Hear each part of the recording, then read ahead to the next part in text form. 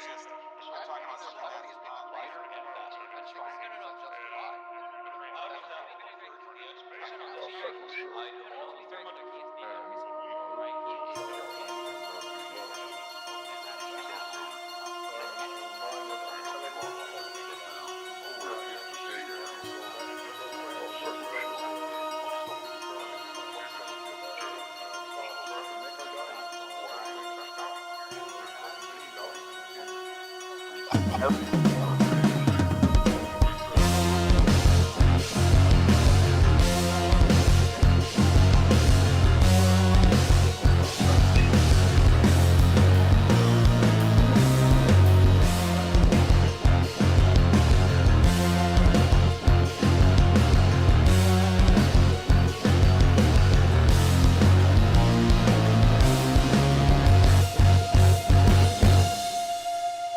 They're convinced that I exist, but they don't believe that I exist.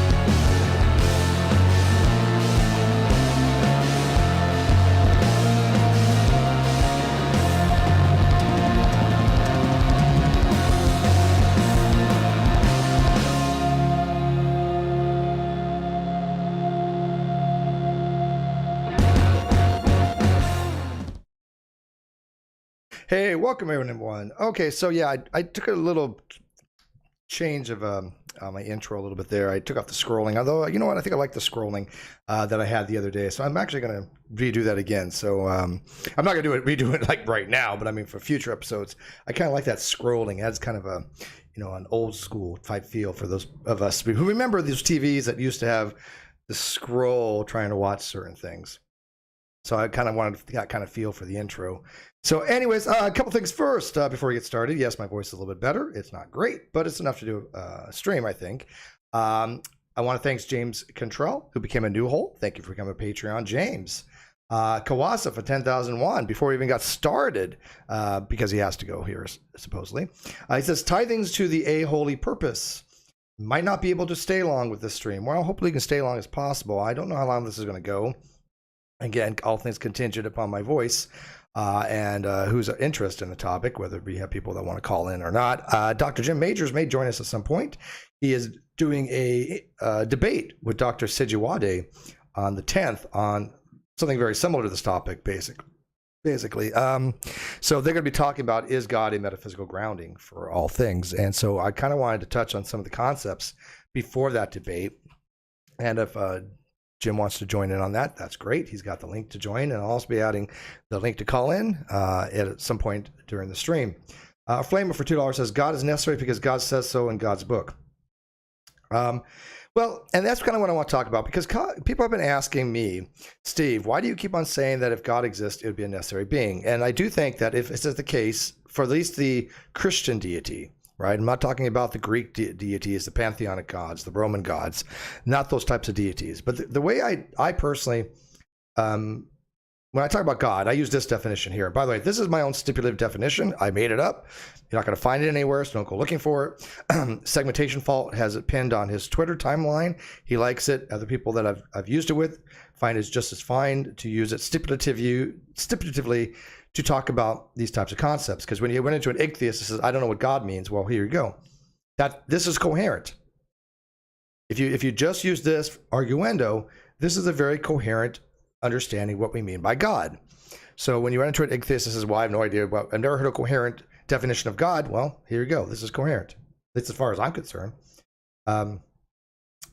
God being a necessary being or agent with intentionality that all contingents are dependent upon and or can prescriptively change or suspend law by having complete dominion over an aspect of nature. And I threw that in there for the paganist among us, right? Those who believe in the Greek or Roman or Hindu type pantheons that the gods have some kind of aspect over nature, god of thunder, god of war, things of that nature.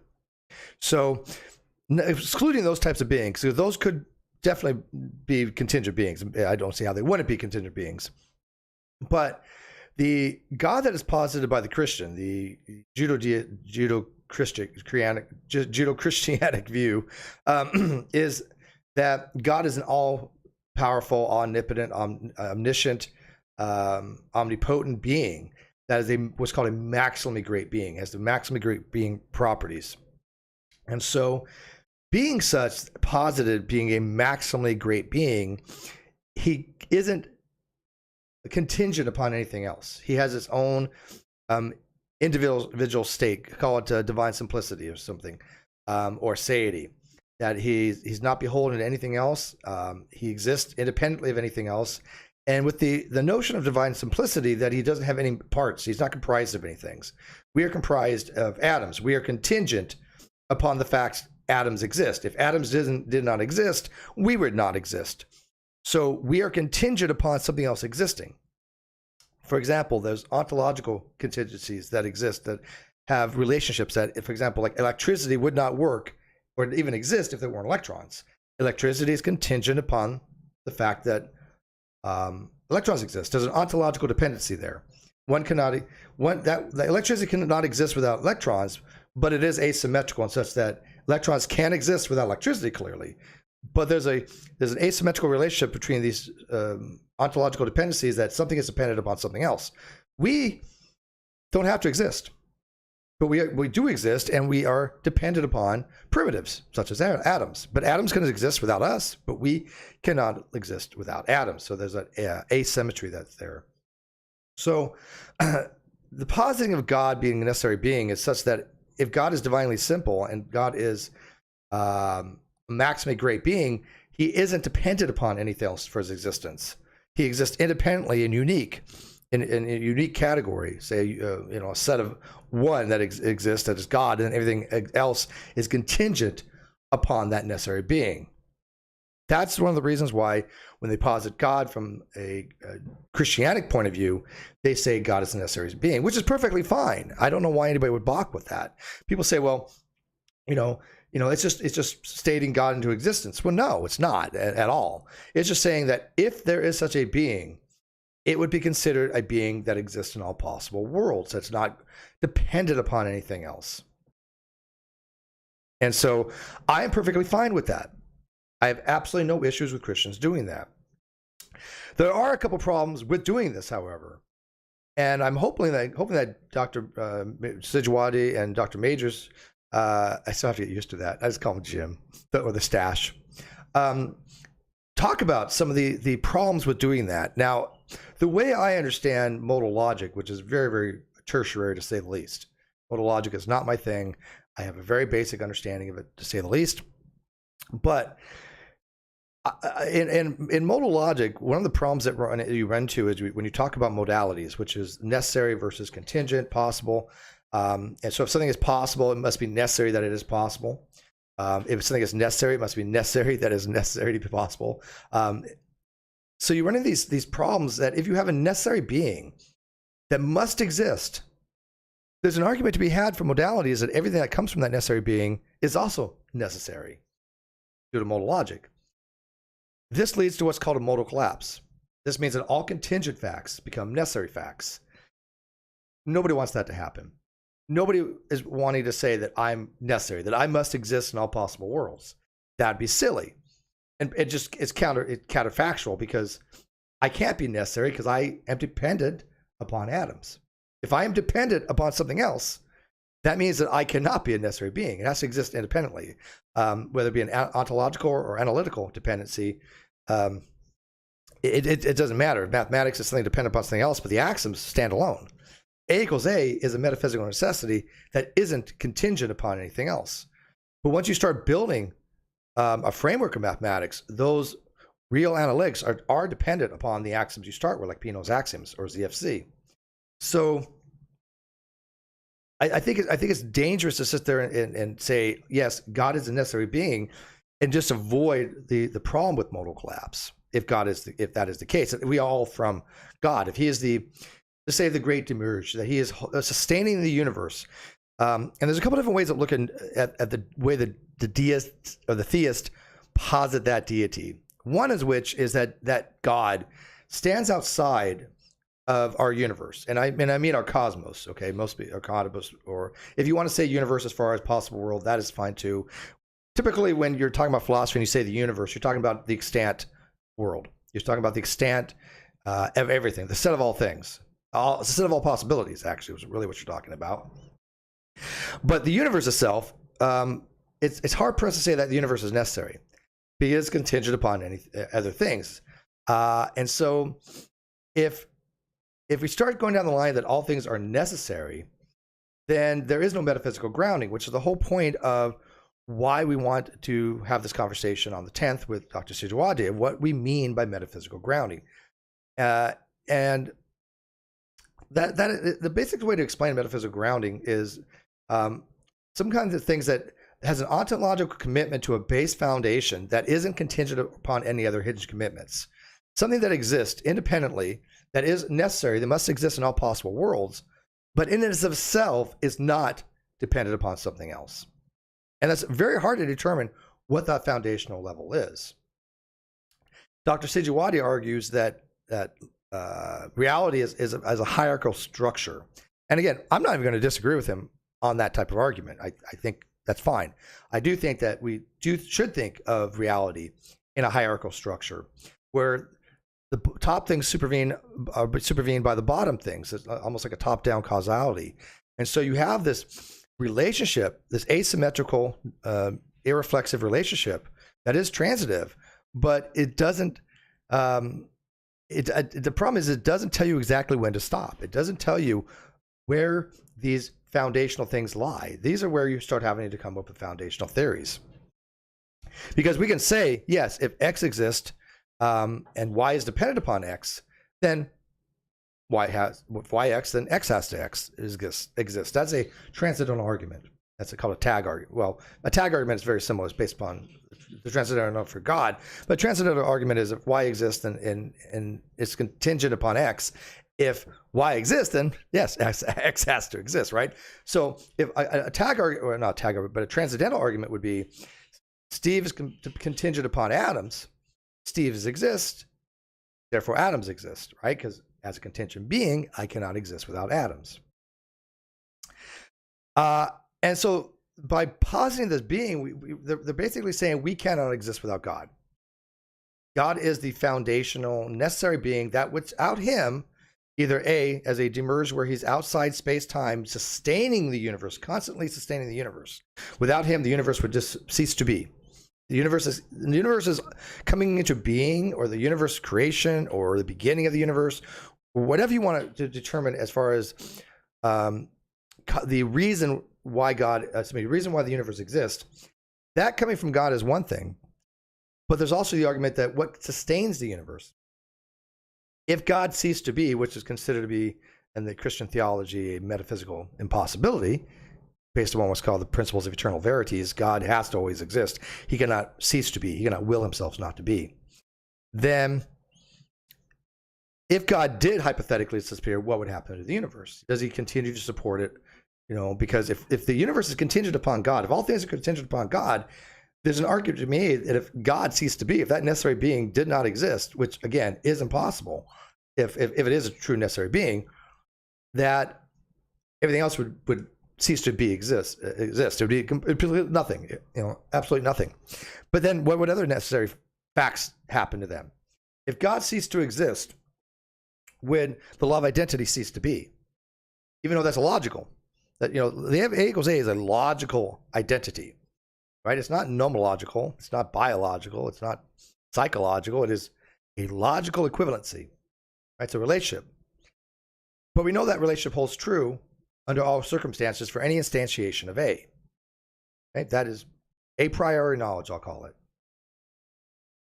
If God ceased to exist, what about those logical absolutes? Now, this is where the old presupposition, I can't even say the word. My voice is shot, so please apologize. I'm getting better. But I had a stream today for the YouTube algorithm. The presuppositionalist will come in and say, the laws of logic, the law of identity, law of contradiction, excluded middle, they are conceptualizations. As conceptualizations that are necessary, They must be conceptualized at all times. They have to have something always conceptualizing them. What being always exists as a necessary being that cannot cease to exist, that can conceptualize those laws of logic at all times? That's a tag argument. That's saying that because these laws of logic cannot stop being the way they are, they must exist in the mind of a being that exists always, which is God. Now, the argument itself is coherent. It's not an incoherent argument. But, you know, to me, it's like, well, if it's conceptual, I don't think it necessarily follows that conceptual things must be always conceptualized, even if they are logical necessities. I still think that the logical necessities hold true, even if there's nothing to conceptualize them. Now, that might be the presuppositions may call that a category error. I don't know.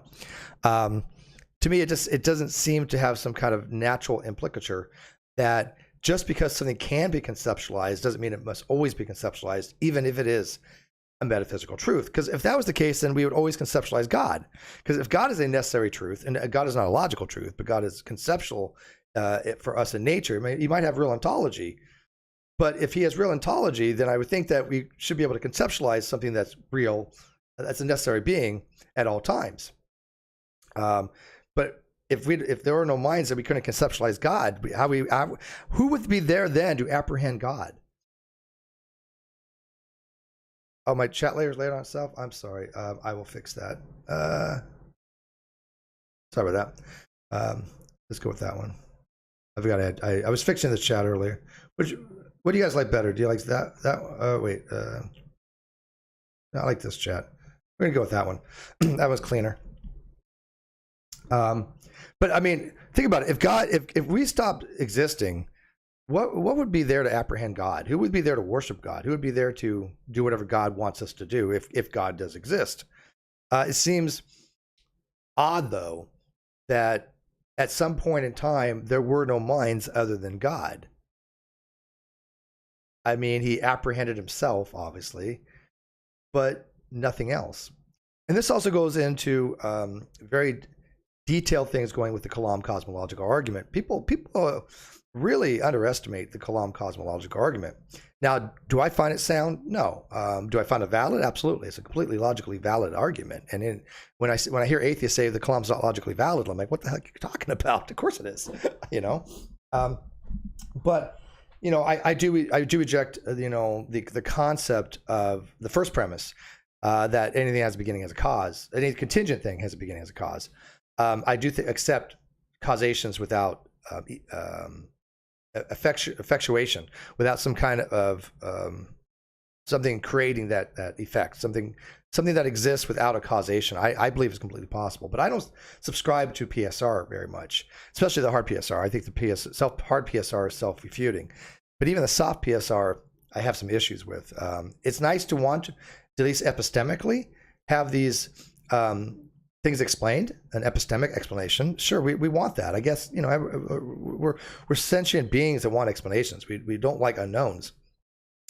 But as far as a metaphysical explanation, may not be the case. Some contingent things may not have a metaphysical explanation, which they would call a brute fact. So I do tend to a more brute fact, but brute fact obviously violates PSR because PSR says, at least the weak version. There's a whole bunch of PSRs. There's modal PSR. There's epistemics. There's a whole bunch of different types of PSRs, but generally speaking, the strong PSR just says that everything has an explanation, everything, including the PSR, which doesn't make much sense. And then the weak would be that just simply contingent things have an explanation, or possibly could have an explanation. And I think the brute fact approach is that no, it not necessarily. It doesn't. There may not be an explanation. It's just unexplainable. And I know epistemically that's hard to digest because we always see things that have some kind of explanation. But I don't see anything incoherent with the concept of some things just not having an explanation. So I deny the premise one in the Kalam cosmological argument. The second one, the universe had a beginning, I'm fine with. I do think the universe did have a beginning in some manner. I think that if you used Hawking's no boundary proposal, Hartley and Hawking, Hartley and Hawking's no boundary proposal, you can get to t is equals 0 using imaginary time, which means that there was a time equals 0, which I'm going to consider to be a beginning. Now, you got to remember with the Kalam, though, you can only deny one of the premises. You cannot deny premise 1 and 2. It doesn't work that way. You have to, if you deny 2, then 1 has to be true. If you deny 1, then 2 has to be true. Both of them cannot be false. One of them has to be true. So I picked number 2 to be true, that the universe had a beginning. Now, I don't remember if theoretical bullshit picks 1 or 2. I keep asking him, and he tells me, and I forget. I think he denies 2, I think, and accepts 1. I don't remember. I don't want to ask him again because he keeps telling me, and I keep forgetting his approach. So I think he denies 2 and accepts 1, if I'm not mistaken. But anyways, irrelevant. But it also gets into the complexities of not just the Kalam cosmological argument, but also like modal arguments for God, which I'm going to have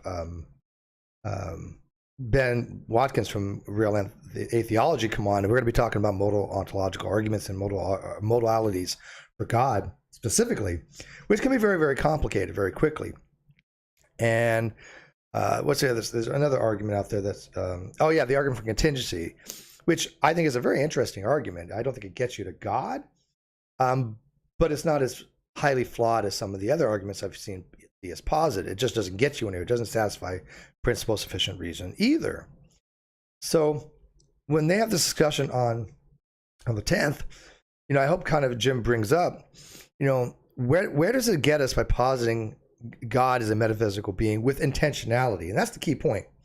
Even if there was a metaphysical being, it doesn't have to have intentionality. That's why I say or agent. An agent has intentionality, but a necessary being doesn't necessarily have to have intentionality. I take it A equals A as a necessary being. Okay, it's a logically necessary being to me. Now I might be the only person who does it. I don't know. That's how I view these things. But there might be things like quantum fluctuations that are necessary beings from which everything came from. So doesn't explain anything by saying, okay, but why are there quantum fluctuations? Well, you could talk about physics and say, well, there's a metastable false vacuum, and so you have a differential in the false states that causes these quantum fluctuations to occur. Okay, but why? And again, you just have this infinite regress of questions. It's like when a child asks, well, but why is this? But why is that? And there's an infinite causal relationship. Now, I know Siddhawati appeals to what's called causal finitism, which that the chain of causalities do have some kind of finite chain that it terminates somewhere. Whether, in my case, I terminate it with a brute fact, just a contingent brute fact that we don't have the answer to, we may not be able to even know the answer to. He terminates it in God. This also gets around the problem of infinite regress. Now, personally, I have no problem with infinite regress. However, it's counterintuitive, but it's nothing illogical. But I think we should try to avoid infinite regress. I should say that the only issue I have with infinite regress is I don't accept actual infinities existing. I think that every example I can really kind of conceptualize is a potential infinity. I don't know what an actual infinity would be except for past progression, right? If you're going backwards in time, if you're counting down from the natural numbers, if I start it let's say I just start at 0 and I go and I count to negative infinity, there's an actual infinity past regression. If there's no change, there's no end. It's just history of time has been eternal. Eternal would be a actual infinity. But I do believe in potential infinities. We can count to an infinity using mathematics. Natural numbers are counting numbers, right? 1, 2, 3, 4, 5 are counting numbers. So when we say that the natural numbers are countable, yes, 1, 2, 3. Now, can we do that in real time? Oh, no, right? There's only a finite amount of time. That's why we use math to kind of, go, okay, we're just going to do an infinite summation or an infinite sequence. So an infinite summation of all, from 1/2 plus 1/4 plus 1/8 plus 1/16, ... that eventually gets you to 1, right? So we've already done the infinite series.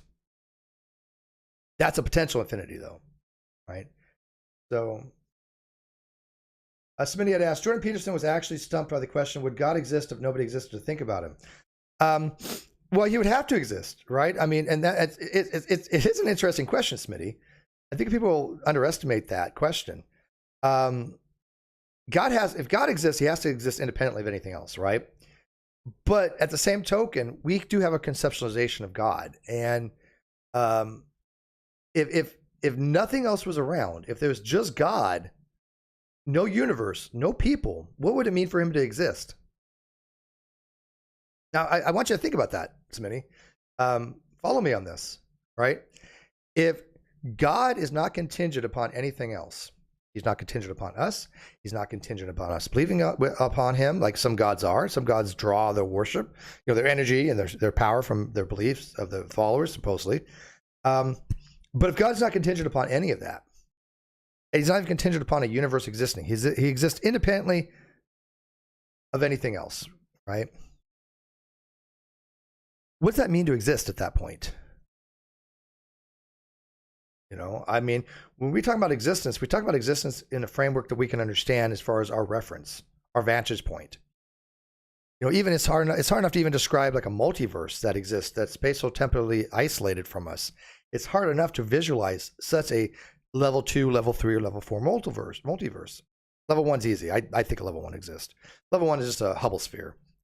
Sure. Level 1 multiverse. Anything beyond that we can never get to. Therefore, it's isolated from us. Therefore, it is a multiverse. Okay, it's still part of our actual universe, though. Outside of that, you start getting to level 2, level 3, and level 4 multiverses, which is outside our entire cosmos. And we can never get to it. Can one influence another? Possibly. They call that the dark flow, if I'm not mistaken. But it's hard for us to conceptualize those. But what would it mean to exist, though? If it doesn't exist in our universe and it exists in some other multiverse, okay, does it have ontology? Is it even part of our actual world? Because, I guess the multiverse would have to be existing in our actualized world, right? If the actualized world of all things, it would have to include the multiverse. But God wouldn't even be in the multiverse. God is like independent of that, supposedly, right? Because the multiverse didn't exist. Again, what would it mean for God to exist in that case? Smitty says, you never reach actual infinity with an infinite regress because there's no beginning to get to. Well, it depends if you count up or down, I think, right? If I'm counting upwards, I'll never get to an actual infinity. Okay, but this goes back to that whole Malpass, William and Craig argument. If I count to infinity by the natural numbers, I will have counted every single number. Okay? This goes to what's called a simple tense versus a simple future tense rather than a perfect future tense. But will have counted is a lot different than having, say, will count. So, because I can't count to infinity in real time. It's just not possible.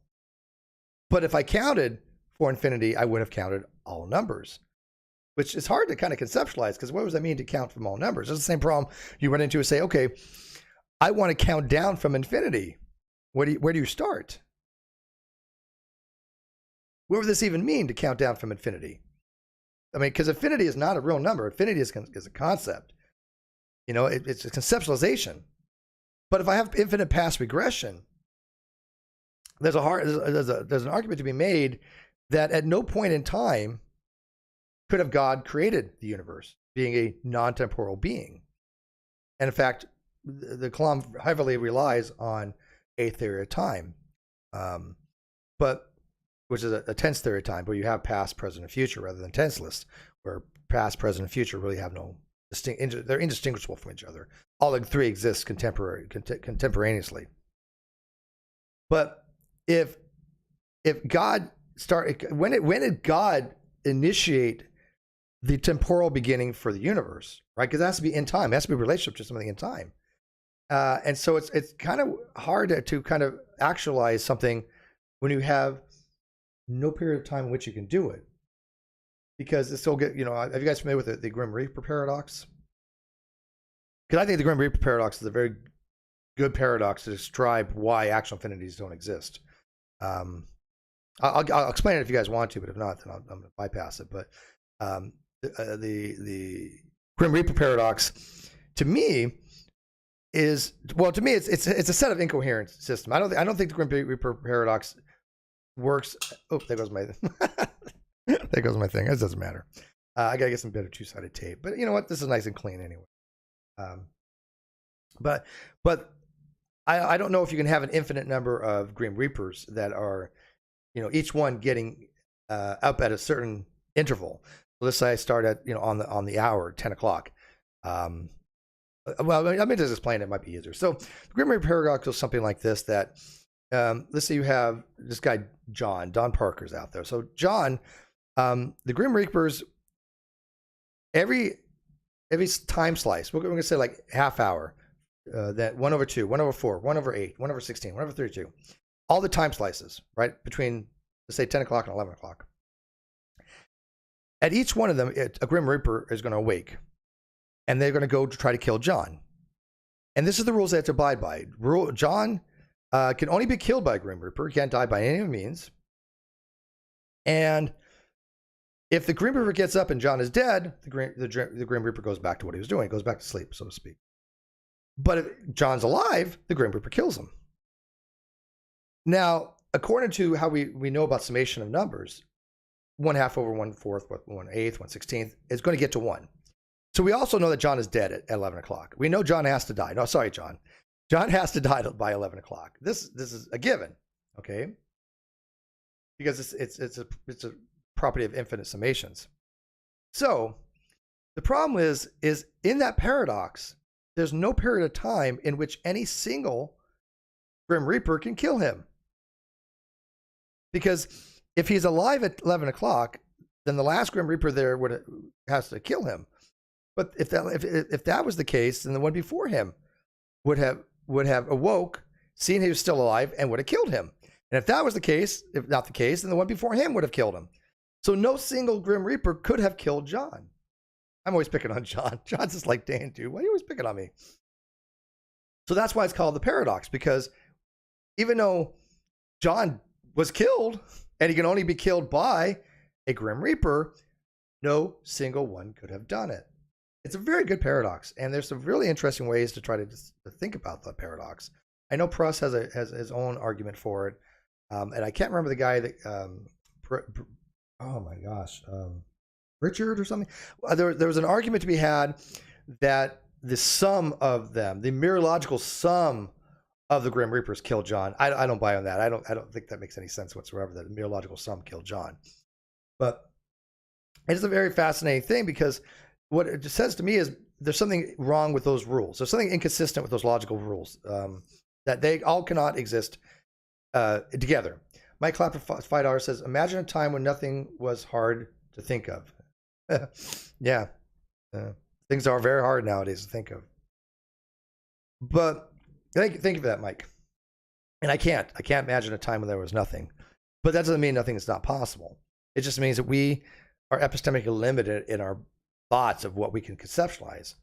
There's certain things we just cannot conceptualize. Nothing would be something that even though I can conceptualize the concept of it, maybe it's still very difficult to think about what would be mean by absolute nothing. I mean, literally absolute nothing. So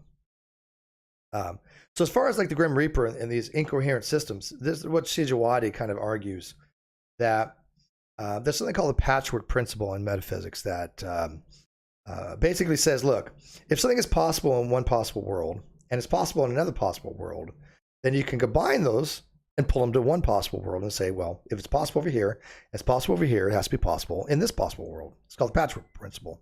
You're patching together like a quilt. And I'm thinking to myself, maybe the Grim Reaper paradox is an example where that doesn't exactly work. And there are arguments why the Patchwork principle may not actually work. Because given those set of conditions, it does, to me, pretty much give a contradiction. And something has to give. Well, what's going to give? John not dying can't give because the summation equals 1. So he has to die. But I think the giving is that you cannot have such a case where you can have these ontological things happening in a infinite regress, right? Because these are ontological occurrences. So I don't. So this goes back to the whole past regression thing of the universe, that it has to be terminated at some point. If not, without appealing to infinitism, that it has to have some kind of metaphysical grounding, which either it could be in the brute fact, or as the theist posits, the necessary being. So we're back to God being the necessary being from which everything comes from. So it's not an incoherent argument, right? And I really think atheists do a disservice when they just toss these arguments out like, oh, there's nothing. No, they're not nothing. They're very deep and very profound arguments based upon Elaic modalities and based upon possible world theory and based upon modal logic and based upon metaphysics, very, very in-depth types of metaphysics. And I don't see them being illogical. I don't see them being incoherent or unintelligible. But does that mean we should accept them? Well, to the theist, they do. The theist thinks that it is a reason enough to accept it. And many times they're not trying to convince the unbeliever. They're trying to convince the people that have already believed, giving them reasons to believe, right? There's a whole organization called Reason to Believe that does that. They give reasons to the believer to believe, right? But it's necessarily not going to affect the non-believer. I don't find the arguments for God convincing. You know, in that regard, I'm the same as any other non-believer. Although I don't use that as an excuse to become an atheist. I think atheists who say, I don't believe because I have no reason to believe, it's just, you're just begging the question. I mean, it's tautological. If you're not convinced of something, you don't believe. So if you say, I don't believe because I'm not convinced, that's just, you're stating the obvious. It's a tautological expression. I mean, can you give me an instance where you say, I'm not convinced, but I believe? Well, no, because then you have a contradiction. So I can just by simple deduction determine that you are not convinced because you don't believe. So saying that I do not believe because I'm not convinced is meaningless. That's not a justification. Or I do not believe because I have no reason to believe. Well, that's not convincing either. Well, clearly, if you had reasons to believe, you'd be more likely to believe. You may not necessarily believe, but if I had reasons to believe, I'm more likely to believe. But if I have no reasons to believe, then yeah, I'm not going to believe. So I don't find that can be convincing either as a proper justification. So the theist does accept this type of argument because there's only three horns in the trilemma for the contingency argument. There is that infinite regress. There is that brute fact contingency that exists for all things contingent flow. Not quite sure how we get necessary beings from that, though. I haven't really thought about that. If there's a contingent brute fact that exists, that is a contingency, how then do we have necessary beings from that? I haven't thought about that. But necessary, even if it is the case, with a necessary being, it seems to me, if a necessary being exists as the explanatory foundation for these things, which I don't think explains anything, how does it prevent from the contingent things all becoming modalic necessary things? I mean, it seems to be if you have a necessary thing and you have something dependent upon that necessary thing, there's a axiom in modal logic that makes that also necessary. So I'm not quite sure how you have contingent things from a necessary things modal wise, because again, it just seems to me at least a modal collapse. And again, there might be some other thing out there that I'm missing.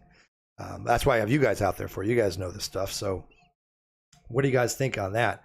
But do you think that the theist at least is justified to posit a deity, even if it isn't, to me, satisfying PSR? Because what does it explain? What does God explain? It doesn't really, to me, have an explanatory power. Because again, when we're looking for an explanation, when we're looking for a reason for something, there's different, obviously, reasons. Why did I, get up to make a sandwich? Well, I was hungry. Okay, that's a reason. Why is there a sandwich in the refrigerator? Because I went to go buy, meats and stuff like that. Those are more related to the agent. But if I say, how did the luncheon meat get in the refrigerator? Well, because of physics, I took it, I moved it, I gave it part of an energy, and I moved it all the way and I put it in the refrigerator. That's a different answer to a different question, because we're not talking about the agency explanation. We're talking about the ontological, physical, no, actually more along the lines of nomological, the laws of physics, why it became the case that it was in the refrigerator, not the store any longer. So when we ask for an explanation, what is the metaphysical grounding? We have to be very clear what we mean as far as metaphysical grounding, whether it's an epistemic grounding, whether it's an ontological grounding, whether it's a nomological grounding, a logical grounding. I think there has to be some consistency there in what we mean. And of course, the theist posits God is the grounding of all things, right? He's the ultimate ground. This is what Sijuwadi will be arguing, that God is the ultimate grounding for everything. And I know Jim knows his stuff. I still think he probably has his work cut out for him. But I think it's going to be a very interesting topic. So that's kind of my brief overview on this. I'm going to open this up if you guys want to like join, if you want to call in there, and I'll put the link to join in as well in the live chat.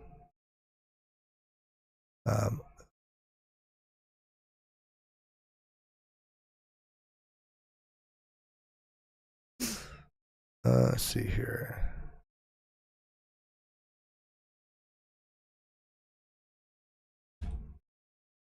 Hopefully this works.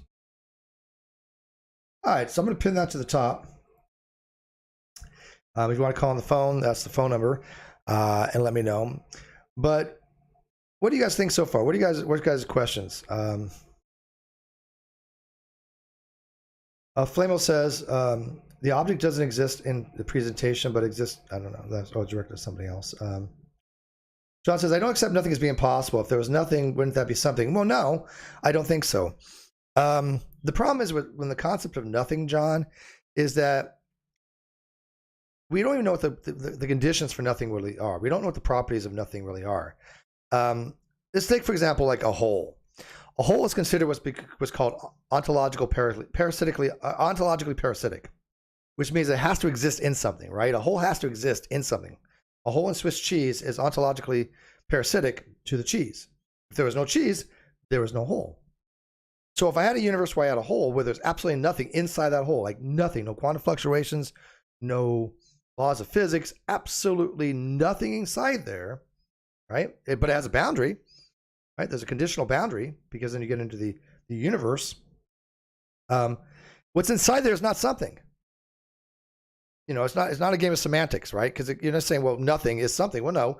What is in the set that exists in there? We're talking about existence. Well, nothing. The set is empty. It's a null set, right? So nothing isn't necessary. So nothing isn't something in that case, right? Now, if we apply that reasoning for that ontological parasitic whole, that can become the whole universe.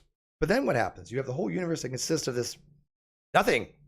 Right? There's just nothing. But then you have no boundary condition either.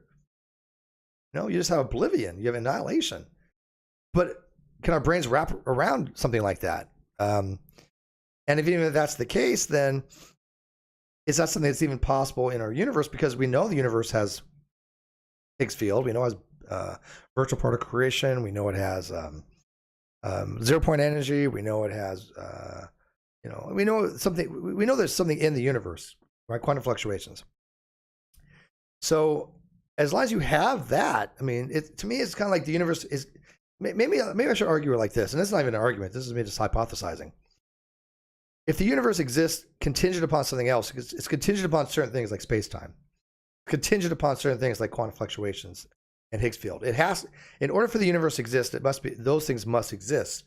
So if those things went away, the universe would cease to be, and you would have absolutely nothing.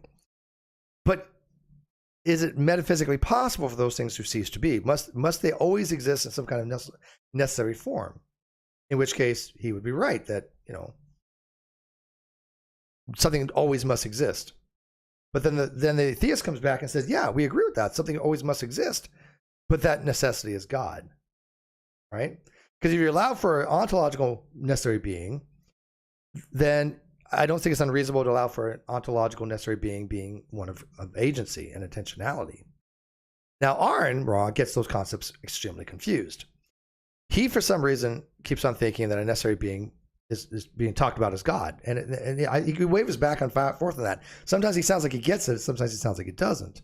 But he's unwilling to commit that there might be a necessary being, and sometimes he's argued for it. These things must be the case. The universe must exist, he's argued for, which I'm not sure is the case. But if the universe must exist, the universe becomes a necessary being, right? Think about that. If the universe must exist, it cannot fail to exist. That's necessary, which means also that it must exist in all possible worlds. So our universe must exist in all possible world, which gets to be a little confusing because I can't see how the universe is necessary. I can't see how to me it seems contingent. Jimmy Russell says, yes, Josh Rasmussen liked my idea. Atheism is a rusty bucket with holes. Lacktheism is what's left when the rust and metal are taken away. I have no problem with atheism itself. I mean, atheism as a philosophical position, I find completely coherent. And I completely get it. I'm a non-believer, so atheists are in my camp, right? I'm a non-believer, atheist or non-believer.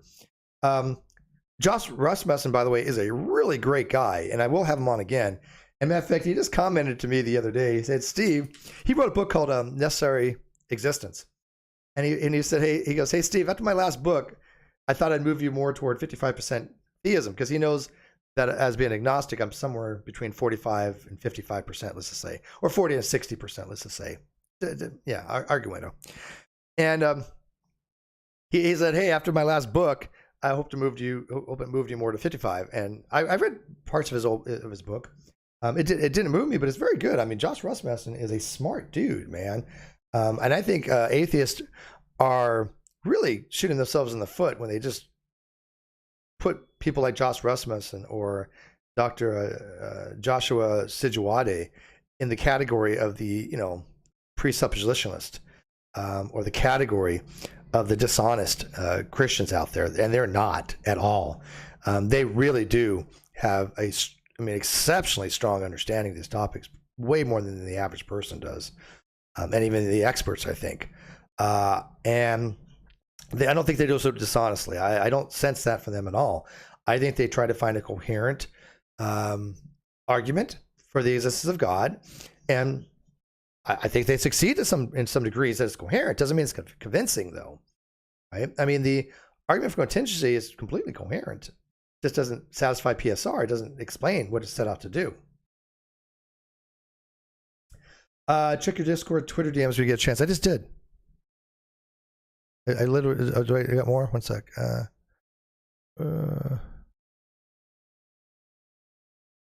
Yeah, I just messaged you back a few minutes ago.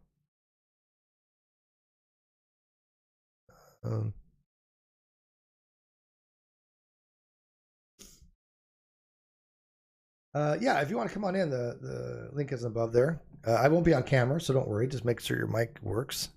But give me your thoughts. But yeah, so I mean, I don't see atheism as a rusty bucket of all with holes. I think atheism makes a lot of sense, because the atheist just denies God existing, which means that to them, God is neither contingent or necessary. He doesn't exist. Now, if he did exist, I think it behooves the atheist to concede that it would be a necessary being, because because they posit God is divinely simple, which means he's comprised of nothing else. He's maximally great. Divine simplicity to me entails being necessary. I mean, if he's comprised of nothing else, he's not dependent upon anything else, then he's not contingent upon anything else. So merely God being divinely simple, which is the way the Thomist or the way the Christians would posit their version of a deity, it follows, I guess you could say organically, it follows logically that God would be a necessary being. So I don't see why it makes a difference to grant him that or not. I mean, unless you've got a reason to think that that would entail a contingent God, which I don't see how it could, then you have to argue why God wouldn't be a necessary being, right? You have to grant them one or the other. As the atheist, you have to grant the theist, look, God is either necessary or not necessary. Not necessary means contingent. That is a dichotomy there. So when you say not necessary, there is no other option. Not necessary means contingent. Okay? So if God exists, he has to be one or the other. Now you have explained to the theist which one it would be, on your stance. Now you can say, look, I don't have a stance on that. I have no idea which one it would be. Okay, that's fine. But that doesn't discount the theist allowing to be positing that God's a necessary being. You haven't assailed that at all. And there's really no reason to, I don't think. I think it should be granted that if that being exists, it would be a necessary being. Because when you start arguing against that, you're going to run into walls. If the theist says, look, the God that I believe in is divinely simple, has full aseity, has full autonomy, full intentionality, maximally great properties, omnibenevolent, omniscient, omnipotent, all these different properties. and then you say, but he's contingent, that's a contradiction, right? Because you clearly can't be dependent upon something else. So I think the atheist is doing themselves a disservice when they grant the theist those kinds of properties for the deity that they're asserting, but then say, but how is that necessary? Well, it would be necessary. So why is it that God would be necessary? Is because of the way it's being posited. Now, the counter to that is, okay, but there's other necessary beings that could exist that would be just as explanatory as God in some regards, right? If you say, well, you want to have all the metaphysical groundings to some kind of nomological law that has to be at all times and all places, whatever it is a brute fact. Oh no, it wouldn't be a brute fact, but some kind of necessary law, that could be the case. It could be other necessary beings that can be posited just as easily. There could be contingent things as a brute fact that could be posited just as easily. So there are other options. The theist, I think the theist would be wrong to say, look, I'm positing this argument, like from the argument of contingency, that it must be God, and there's no other possibilities. I think that's going to be a very difficult challenge. Now I know there's arguments in the Islamic communities of why they get to an agent. I'm not familiar with their reasoning per se, but I know that the first rung on that ladder to get to a causal agent, a prime mover that exists, that from all things contingent come from, the first rung of that ladder is to get the person to admit there's a necessary being. And I understand that. Nothing wrong with that. Don't be afraid to step on that first rung merely because it's leading you to other things. As an atheist, though, there are other hurdles to get over along the way. Don't buy fiat to say, look, there are no necessary beings, because now you've got a hell of a claim to make that there are no necessary beings, right? You could argue that, absolutely. Quantum fluctuations can be necessary beings. Like I said, nomological laws could be necessary beings. Law of identity is a necessary being. Things that must exist in all possible worlds are necessary beings. Now, how you use that as grounding is a different question altogether. But if you say, what's the explanation of all things, and then you tie that back to some kind of quantum fluctuations, let's take the universe, quantum fluctuations, at least you have a grounding for the physicalities of the universe, the cosmic egg, so to speak. Lemaitre called it the cosmic egg. And that was kind of the foundation for the Big Bang cosmology, the singularity. So that in itself would be a necessary being that must exist always. And so I have no problem with necessary beings.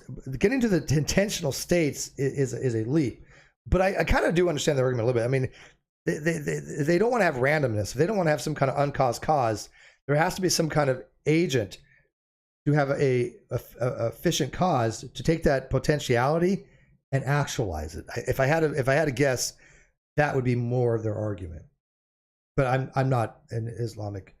I don't study anything or read anything about Islam. I know nothing about it. It's a whole different language that I'm not willing to learn, to be honest with you. It's kind of like Thomism. It's a whole different language, and I just don't want to learn that kind of language because it's so esoteric. I'm more about concepts. But anyways, Flamo.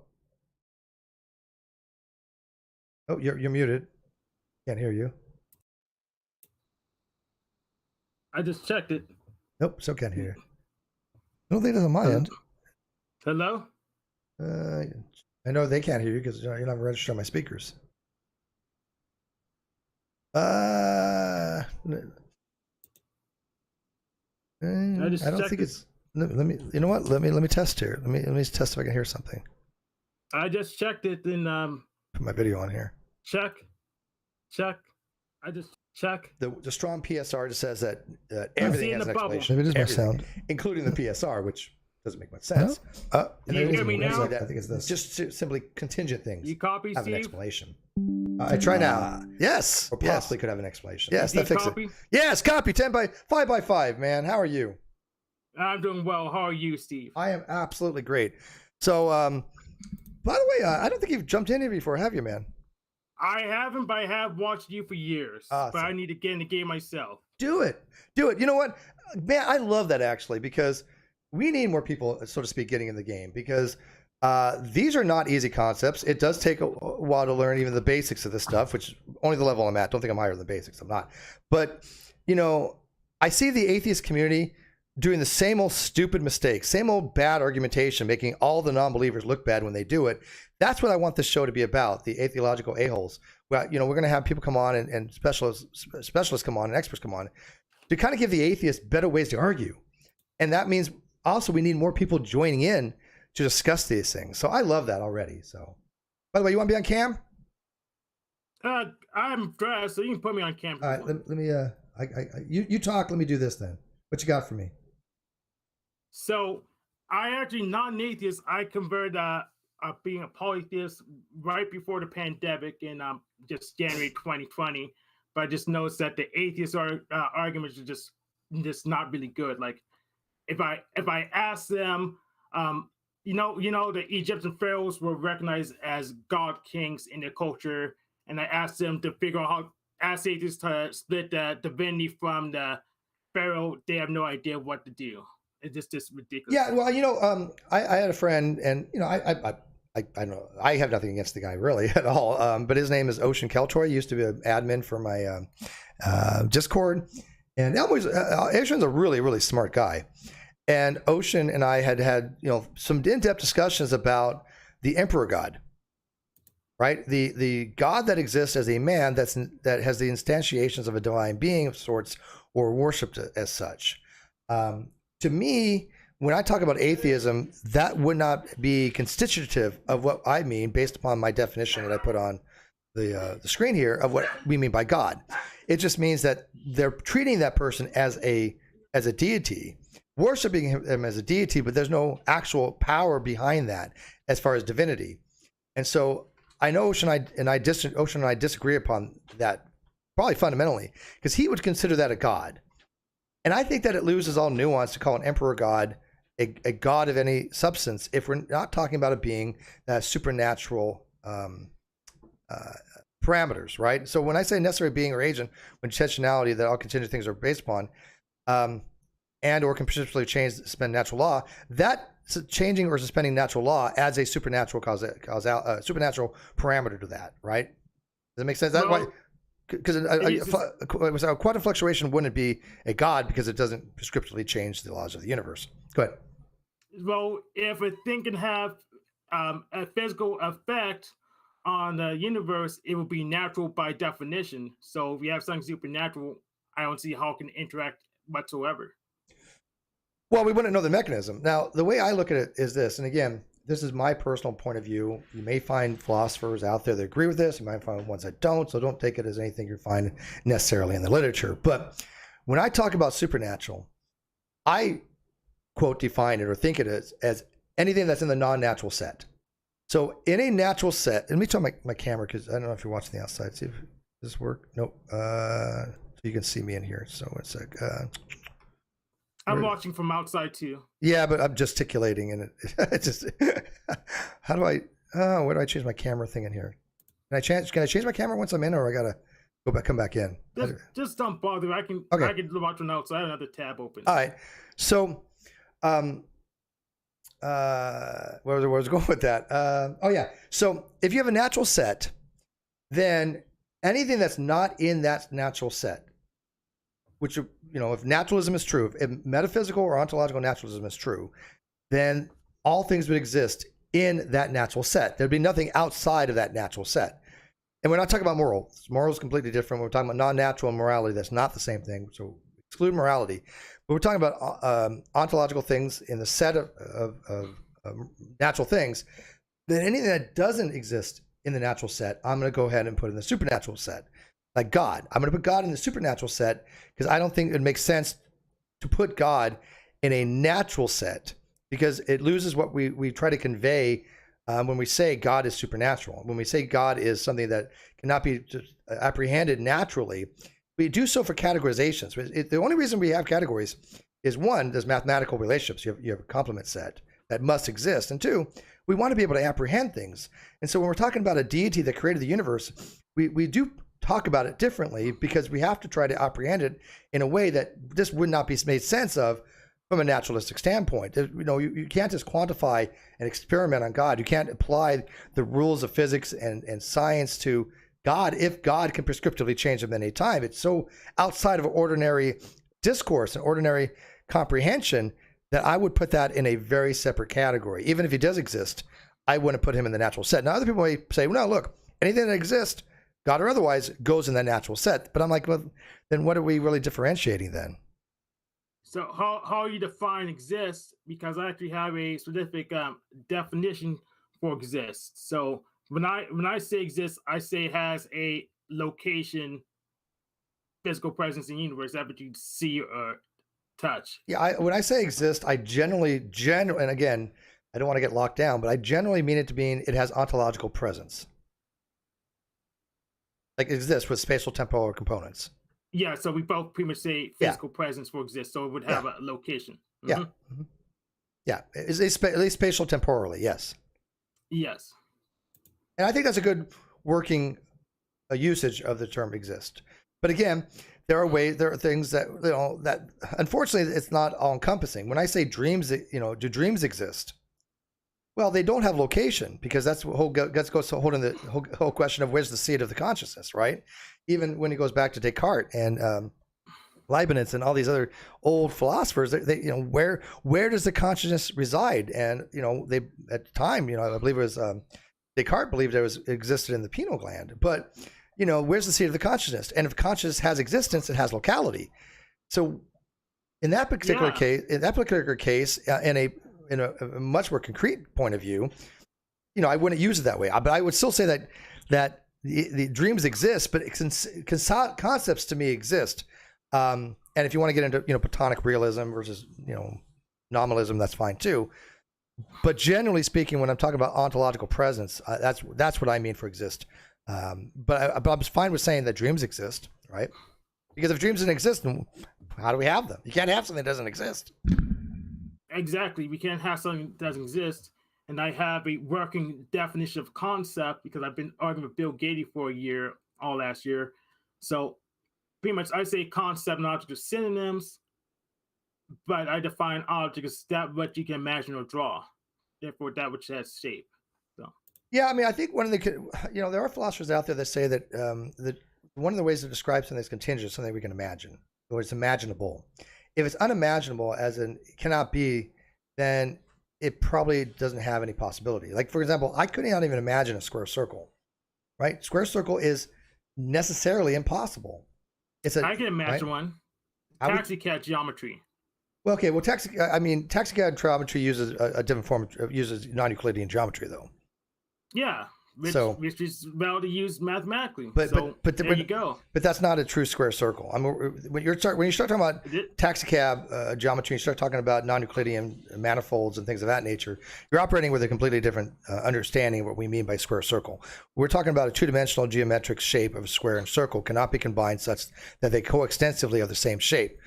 We already know that, like, for example, a triangle that has 3 angles and 3 sides that normally would be 180 degrees total, 60 degrees each in an equilateral triangle, unless you're a flat earther. They don't get that. But on a sphere, that's different, right? If you project that triangle on a sphere, you have that sphere deficit. You have that greater than 180 degrees. So it's no longer a triangle in that sense of what we understand as a non-Euclidean. So I think it's, when you start using Taxicab things and non-Euclidean geometry, you're completely in a different domain of discourse for square circle. Does that kind of make sense? Well, non-Euclidean geometry is valid. It's mathematically consistent. It's just you have to go further and say you can't imagine a square circle in Euclidean geometry, which I would agree with. Yeah. But that's what we can't imagine a square circle at all. But that's what we mean, though. We're talking about in Euclidean geometry, right? I mean, we're talking about there's a normative aspect to these terms, right? Then you need to find it explicitly. I say I'm not a prescriptivist, so I don't. Right? I'm a descriptivist, so I don't like to prescribe things prescriptively as this is how this word has to be. The only time I find prescriptive definitions useful is when you're talking about certain specificities in metaphysics. When you start talking about truth makers and you have like existential, essential T, that's a very prescriptive definition of what constitutes a truth maker as an essential component to make a proposition true. Or if you start talking about mathematics and things of that nature, then you need prescriptivism. But as far as these types of terms I don't prescribe them that way. So when I'm talking about square circle, I am talking about obviously two-dimensional representations. Well, taxicab geometry works in 2 dimensions, so I don't understand. Sure, but if you take a four-sided square, right? Mm-hmm. And you take a 360-degree circle. No, if it's in taxicab geometry, then I guess the circle wouldn't be 360 degrees. Well, right, because it's hyper. It's been a long time since I've looked at taxicab geometry. I guess it's a hyperbolic geometry. I need to double check. I think it's hyperbolic geometry, if I'm not mistaken. Again, I haven't looked at taxicab geometry in quite some time, but I believe it's hyperbolic geometry. And so then your unit circle isn't 1, though, right? So you're not affirmative. Yeah. So then since your unit circle isn't 1, we're talking about a situation on a 2-dimensional plane where you have a 4-sided square and a 360-degree circle that has a unit circle of 1. Those 2 objects are independently isolated from each other as far as ontological statuses. They cannot coexist together as one object, given those conditions, and that's what we're talking about. Like, for example, when we say a line, right? A line is defined as the shortest distance between 2 geodesic points.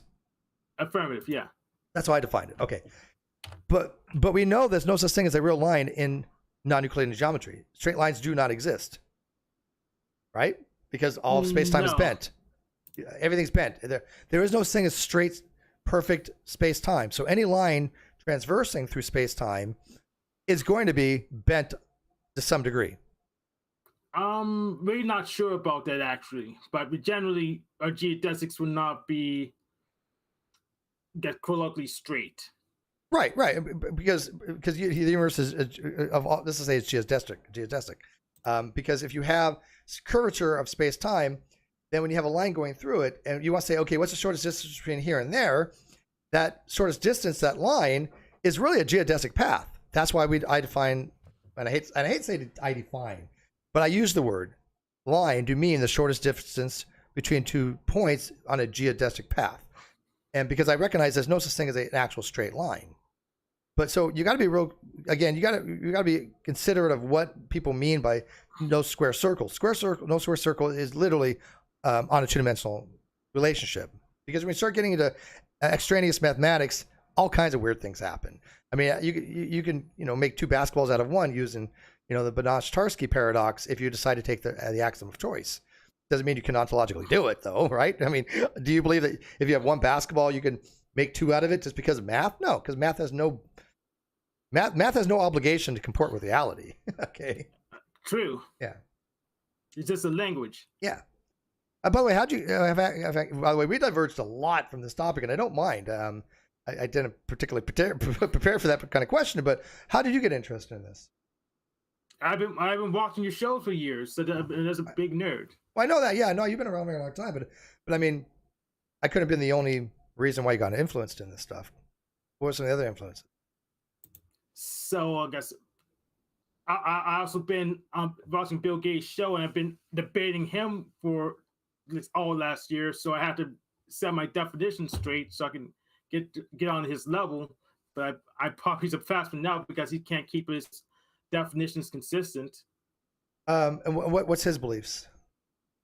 So he's a rope hypothesis guy, and actually have a blog, a Flameless Doom Bunker on Becoming a Living God. Just explaining the dialogue I had between him and I. So he's a rope hypothesis guy. He's a world hypothesis? Rope hypothesis. Rope hypothesis. Yeah. So basically he has phantom thread and the magic rope and use it to do the physics. And he says mathematical physics is bad for some reason. Or incoherent. He says it's irrational because they use math as a language, but it just seems he doesn't understand the math, so he dismisses it as irrational. Is he a finitist? Yes. Okay. Yes, he is. I mean, the thing that when people deny math, I have a huge problem with that because the mathematical framework for the reals are contingent upon the axioms you use. And once you build up that coherent framework, there's nothing wrong with that. Just because it doesn't have to comport with reality doesn't mean anything. It doesn't mean a damn thing. The math is solid. The reason being is you can make mathematical proofs. Now, we understand that you cannot prove everything. Gödel had demonstrated one of his incompleteness theorems that in any Turing complete system that has mathematical truths to it, that you can have logical deductions and you can have completeness. There's no single way to determine whether you can prove everything. Matter of fact, I think he actually demonstrated you can't prove everything. There are going to be unproven proofs out there, but the problem is that we don't know what can be proven and what's not. There might be just certain things like the twin prime conjecture not provable. We have no idea whether it's provable or not. But there are certain things that just are not provable. You cannot prove all things because of Gödel's incompleteness theorem. So yeah. In your axioms in your system, you can't prove all your axioms. Correct. So. Well, I mean, I wouldn't even say it's proving axioms because axioms are just assumed, right? We don't prove axioms; we assume them. But based upon those axioms, you can't prove all things. There are going to be things that are just not provable, right? But it sounds like he just wants to deny math because he probably doesn't understand it. It might be just very difficult for him. Pretty much, he confuses weight and mass. Well, mass is something intrinsic. Then weight has to do with mass in a gravitational field. They're related, obviously. You know, weight is mass in a gravitational field under acceleration. So that's why gravity is just considered to be, you know, a form of acceleration. But weight is dependent upon mass, not the other way around. Yeah, but instead of a gravitational field, he says fields is a bunch of numbers. He says magic, invisible, intangible ropes pull things, and that's why we have weight. Yeah, I wouldn't know what the hell that even means. I mean, neither. It does. It's incoherent. It's incoherent to me. Yeah, it sounds like meaningless nonsense to me. I mean, is he a flat earther? No, he's not a flat earther. Have I ran across him on Twitter? I don't think he has a Twitter. Yeah, the name doesn't sound familiar to me, but yeah, when I start running into people that have these really esoteric views, you know, they also get into what's called a electric universe theory and things of that nature. They start talking about terminologies that are just so far removed from what I've read and what I've studied that it's speaking a completely different language. I know the Thunderbolts project, they talk in their own language. Thomas talk in their own language. You know, and I would say, yes, metaphysicians even talk in their own language to some degree, but at least the language of metaphysicians is intelligible and it's pretty standardized for the most part. When you start talking about some of these other things with these other groups, I don't think they even understand each other. Yeah, they don't. So he actually debunked the electric universe too. Even he used to have a friend called Stephen Crothers who is an electric universe guy. I'm still trying to somehow to get them to discuss each other, have a discussion with each other, because that'd be hilarious. Dude, back in the day when I was kind of interested, I wasn't interested in electric universe as ever buying into it. I never did. No, not even remotely so. But I had read a book called Rules and Collision by Velikovsky back in my high school days, and a lot of that stemmed, I think, from Velikovsky. And there was some controversial things with Velikovsky. There was the whole trials with Velikovsky kind of thing, and I think that he got I do think he got unfairly impugned. I really think that he was a reputable scientist, and I think that people, got caught up in stuff. But I think he really was trying to make coherent arguments. But be that as may, the electric universe guys have taken some of the things that he talked about and kind of ran with it. But you get two electric universe guys in the same room together, they have wildly different conjectures from each other. They can't even agree on anything. The only thing there's only one coherent thing. Okay, I should say there's only one consistent thing that all electric universes have in common. Electricity is gravity. That's the only thing. And all physics is wrong. All physics is wrong. All physics is wrong. Yeah, electricity is gravity. I mean, so, and I mean, but just. I'm sorry. I need to clarify. Gravity is electricity. Is a weak form of electrical magnetism. Yeah. Gravity is a weak form of electrical magnetism. So I need to clarify before I get the fuck. Yeah, you're right. That's what they say. So to them, the weak the electromagnetic weak force, which is a combination of the electric and magnetic force, somehow can also include this gravitational force. Now, again, I'm all for unified field, but they're not talking about a unified field theory. They're not talking about that at all. They really think that electromagnetism is gravity. They don't think of it as space-time warpature at all. They don't, even though the models all work for that. The models all work for a curvature of space-time. They don't care about that. They want to make it in some kind of bizarre electromagnetic thing. And guess what happens? none of their maths work out. Yeah, I'm okay. We can call gravity weak electromagnetic force. It doesn't make a difference to me. But the problem is the rest of the models don't make any sense. And the power of your technology is in how good your models predict. Yeah, nothing. Yeah, it doesn't work. It doesn't predict. It doesn't explain, and it certainly doesn't work mathematically. I mean, I was reading I can't even use the word paper because it wasn't a published paper, but an essay. An essay that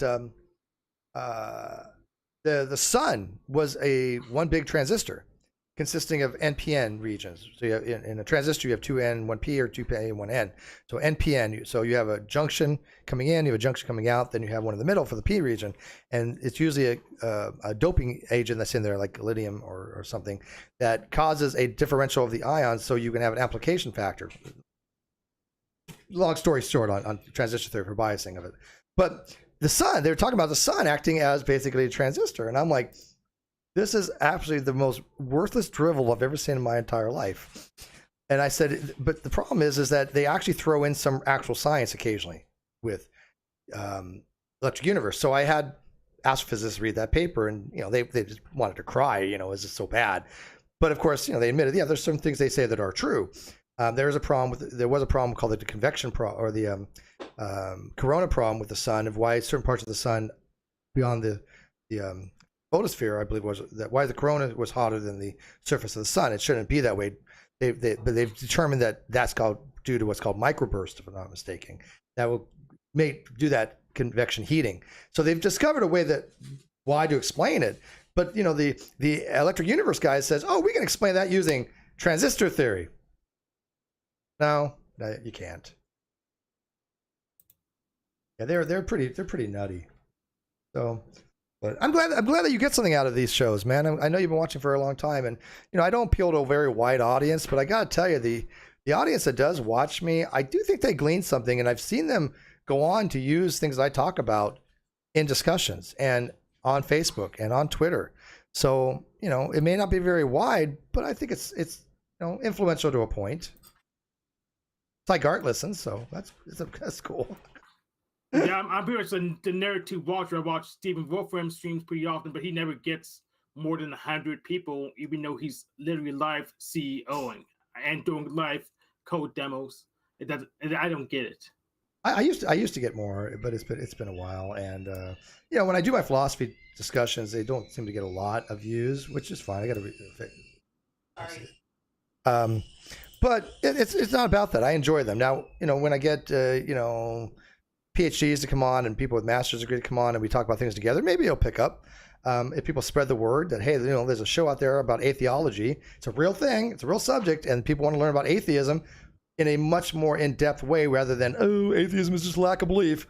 You're a theist. Let me hang up on you. Then have them call into this show. Because I plan to do this show once a week if I can. Maybe more. Who knows? But I enjoy these types of formats. I think they're interactive. I think they're informative. I learn just as much from my audience. Ooh, damn. I got some hot tea. Look at, can you see the steam if you're watching the outside?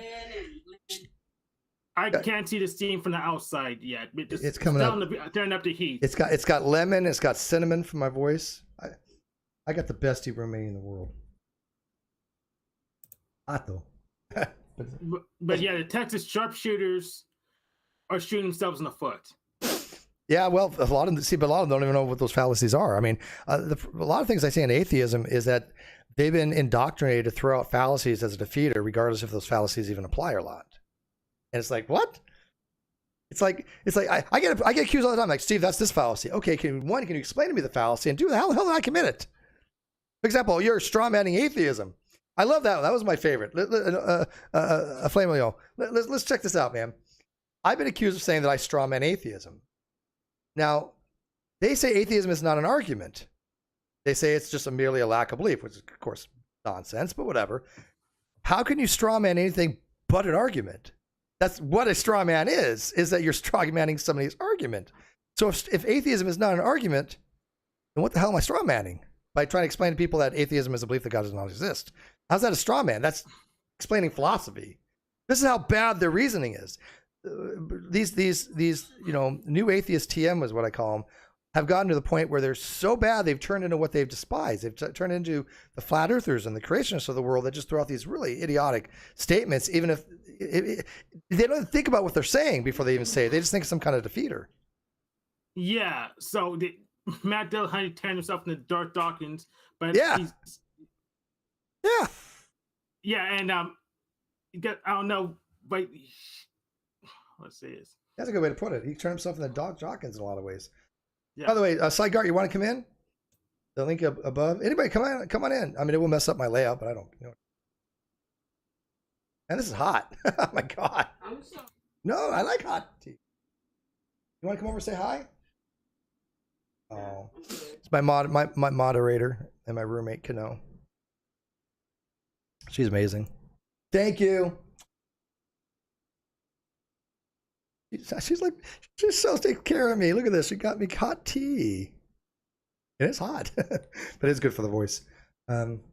Kawasa, the atheological experience, we call it. The host never hang up in that show. I can hang up on people, but I don't want to call it the atheology experience. I wanted to be more embrace my inner a-holeness, because I guess I'm the a-holy pope of agnosticism, right? And everybody thinks I'm an a-hole, even though we have great discussions, right? I mean, in fact, Afema, how often have you ever seen me have to hang up on anybody or kick them out?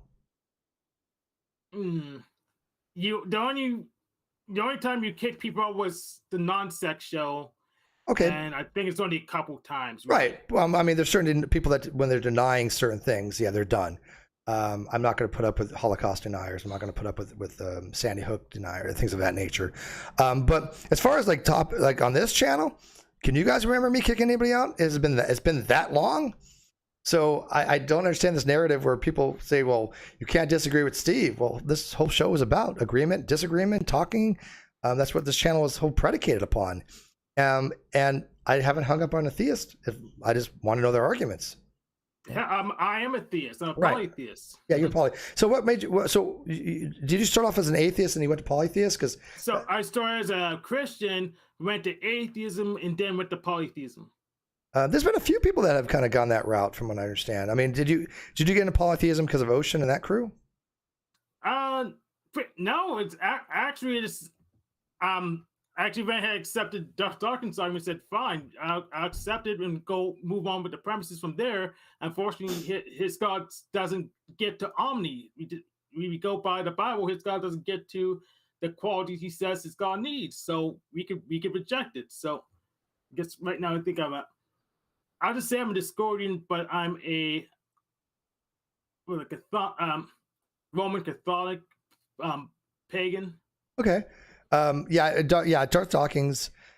He's internally inconsistent. I mean, he goes by the principle of explosion. He basically he can argue from anything because he has no consistency in his argumentation. He's all over the place. He can argue a contradiction in the same sentence even.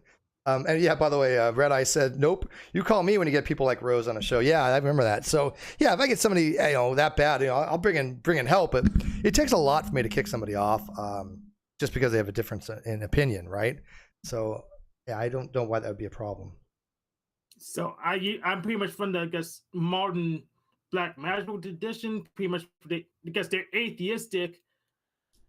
They got their gods are egregores, which is thought forms. They exist as kind of just running on people, kind of like servers or something. So you could say you're an atheist, but I say it just makes more sense because today I'm a polytheist since I say they're gods. Well, okay, when you say they're gods, are you talking about it's like simulation theory? So simulation, it's weird. So I believe Wolfram's computational irreducibility. So simulation and reality, we call it simulation and universe is just the same thing because it's all computation. Okay, and I'm not even going to push back on that.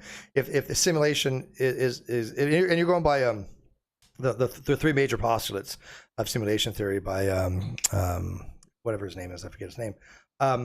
But if that's the case, then the universe to me still exists. It still exists even if it's a form of simulations, but it's still something that we apprehend. We still are a part of.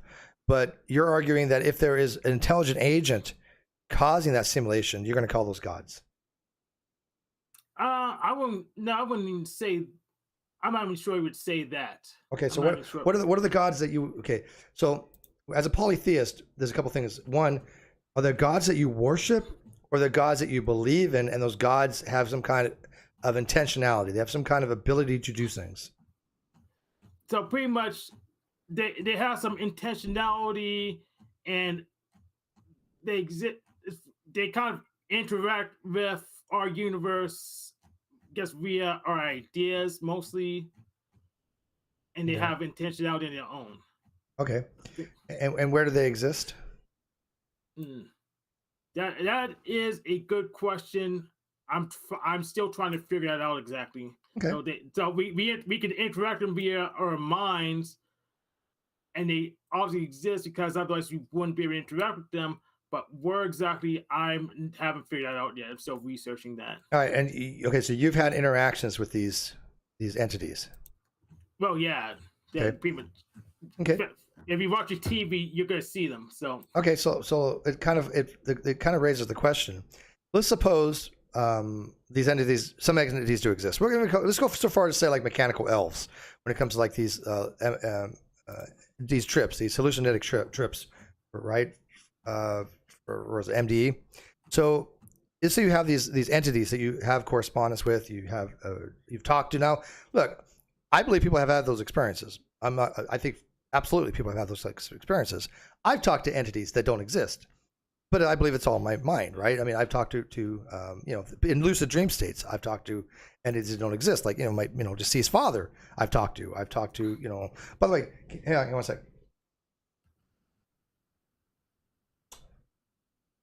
She's like, I just got you tea, and now you're asking for sweetener. What the hell's wrong with you? I never do enough for you. Oh, is that what it is? Yeah, I don't use that. That's yours. It doesn't sweeten it. It's sweet. I like it sweet. Just like my roommates. Aw. Thank you. Oh man. All right, so let's just say that those entities do exist. What elevates them into godhood status rather than just some kind of entity? Yeah, that someone worships them. That's pretty much all. You could call them stars too, or whatever. But God just seems just historical as a definition. It seems like the right word for it. Okay, okay. So you see the definition I have on the screen there. Again, completely stipulative definition. Is this something that would apply to the beings you're referring to? No. Okay, so at least not most of them. Not most of them. I may go far as say not any of them because it may not be coherent. Wait, no, I said mine was meets your definition. The way I use mine meets your definition, but still, I would say definitely not most of them. Okay, and that's perfectly fine. Like I said, there's a completely stipulative definition. Then what does make it a god other than just the connotation of the word? Seems to me though. Something of supernatural origin, which I think you would agree that those entities that you're talking about are supernatural, right? No, I do not agree. Oh, because if it interacts with anything, then it has to be natural with definition. So if we could see her and know what she looks like, then she has to be natural because you can see her. Okay. So what about this? Given your postulates, right? Given your axioms there, could it be that these entities exist? These are natural entities that exist in a natural state, but in a different universe or maybe dimension or something of that nature.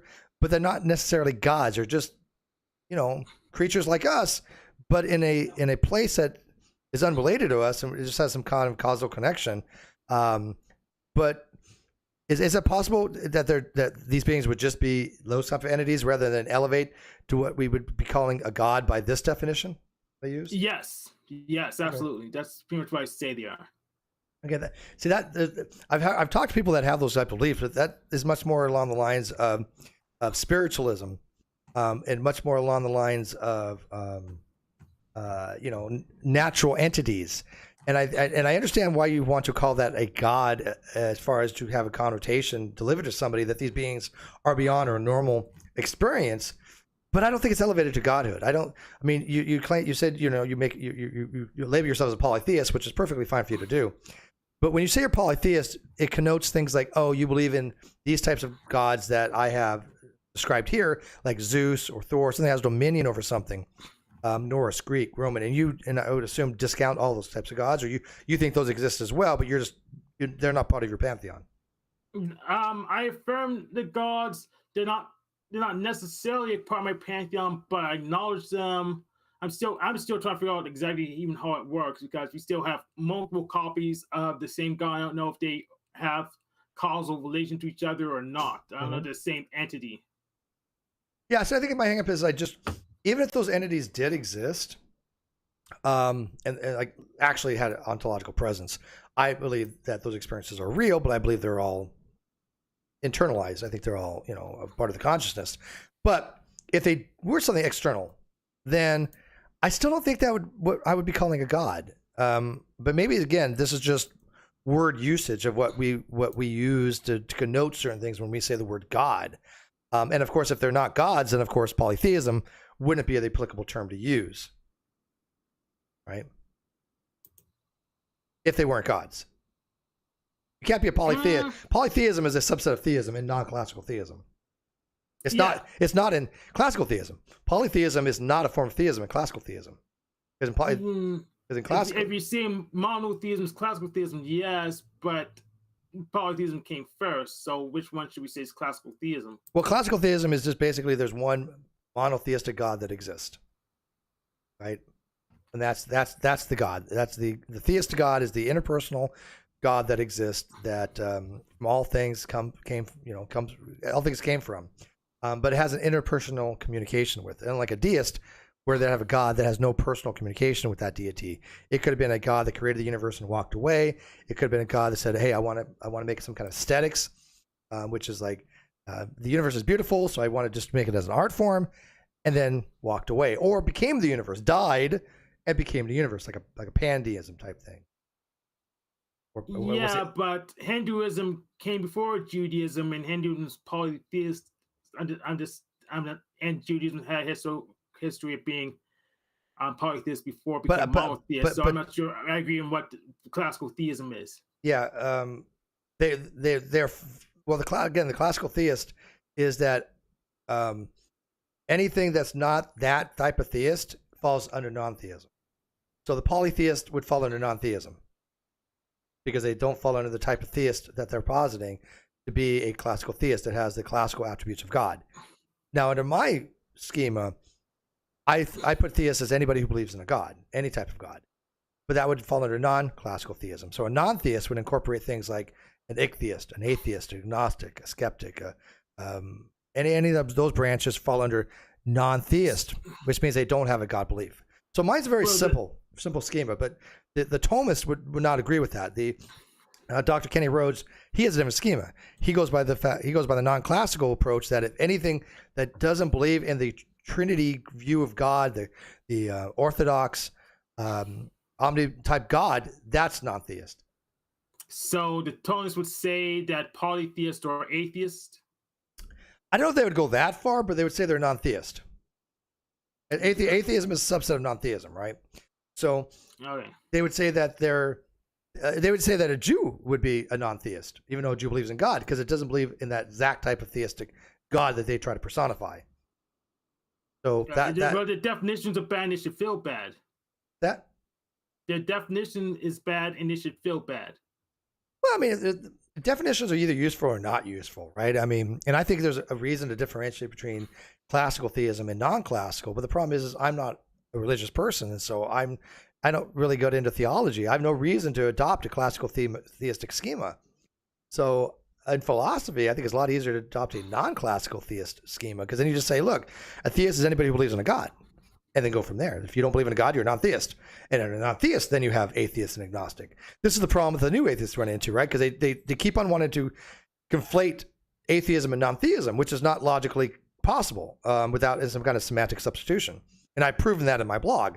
And you can't get from first principles to atheism from theism. It's not possible without some kind of semantic substitution. If you could say atheism, or say theism and not theism, sure, right? You can get to that just by simple law of negation. Instantiate the A with theism, you get theism and not theism. But then they go, well, not theism is atheism. Well, now you're doing semantics. Now you're semantically substituting one for the other. You can't derive it. And I think that's the problem that you run into when you have these non-classical theists versus classical theists. It makes it very difficult to know what kind of schema you're working in. Yeah, as Bill Gates says, they need to step in the ring and fight for the definition. I'm not going to let them halt that definition of classical theism because it's not concordant with history. What do you mean with history? Because polytheism is older than monotheism. Irrelevant. So it makes no sense to say that they're classical theists. That's irrelevant. Then call polytheists non-theists. Well, because it's nonsensical. I think it makes perfect sense. The polytheist means you have multiple gods. It wouldn't make much sense in the classical theist point of view, right? Because the classical theist says there's only one God. By the way, look what just jumped on my lap. Look at this. Look at this. It jumped on my lap. He's a total laptop. He just will not stop jumping on me. This.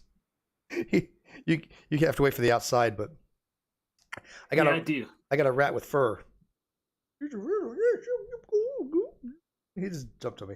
So yeah, I mean, again, it's just fine. For the polytheist to say, look, we were here first, and then monotheism traditions came later. Absolutely, but the classical theist is perfectly fine to say, look, we've taken this in the Thomistic type approach, and we've now said, look, we're going to define this from the starting point of classical theism. They're perfectly allowed to do that. But then you could have classical Judaism, right? Anything that's not classical Jew is a non-Jew. So if you're a rabbinical Jew or something like that, then whatever that would mean, then they're just defining their own schema. I don't have a problem with that, but it's not what I do because I don't belong to that particular schema. I'm not a Thomist. So, but if they want to do that, I don't have an issue with it.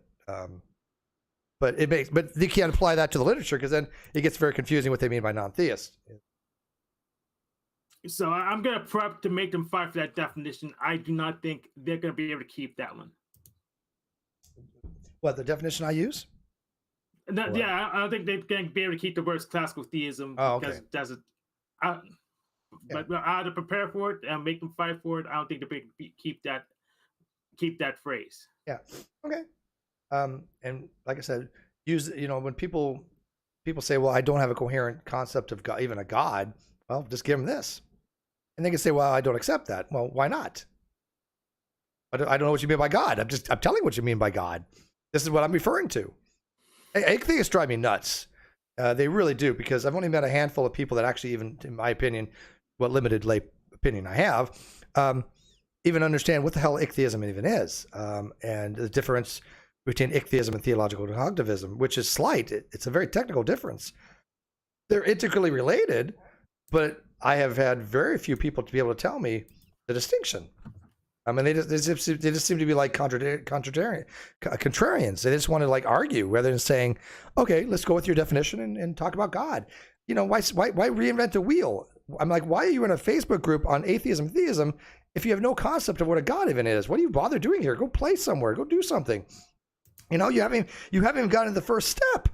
And I'm not going to sit here for 2 hours and try to go over a stupid definition of God that I could use this and talk to 5,000 other people with. I'm so glad I'm not on Facebook. I never made a Facebook account. Dude, I'm so glad. Cancer. It's cancer. Facebook is cancer. Twitter's cancer. They're all cancer. But anyways, anybody else want to come in? Because like I said, I don't want to go too long.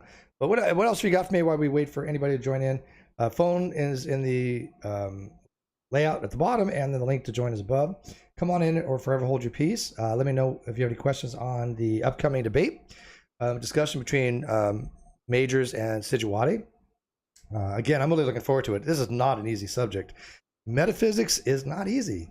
Not even going to front. I put a lot of work in to try learning this stuff, and I only have a very basal understanding. So, what else you got, Flamo? Let me know. I don't know how we can keep up with them. I'm pretty dumb, and I don't know how to keep up. Maybe I'm not. How the hell you're dumb? You understand this better than 90% of the people have called in. How the hell are you dumb? Interesting. Yeah, that's not a word you should ever use to describe yourself, man. There's people out there that just, they're bricks. I mean, especially when you talk to flat earthers where you don't even know if they're poing or not. You have no idea whether they actually believe their own nonsense, because if they believe their own nonsense, then you have to realize there are people that are just that stupid, and that is disheartening. That makes me lose hope for humanity, that there are people actually that dumb. And if they're not that dumb and they're just pretending to be pro, I lose hope for humanity. There's people willing to go to that degree to try to mislead people just for their own enjoyment. Either way, flat earthers make me sad. Yeah, I actually don't even use the term pseudoscience anymore. So what I do is judge by how effective technology is. So I just define technology as the process for detecting the invariance of a universe. And I say, if your model works, the better your model works at predicting the universe, then the better it is. Right. So I just say flat Earth is bad technology because you'll get lost if you use a flat Earth to navigate. Well, yeah, and well, I mean, same thing with young creationism. I didn't mean to do that. I switched tabs there. Why did I keep? There we go. No, that's my mail. Don't do that. Where am I going here? Where's my? There we go. I was trying to my mic here. I mean, turn my camera on. Give me 1 second here. Turn this on. No, that didn't do it. 1 sec. How do I change this?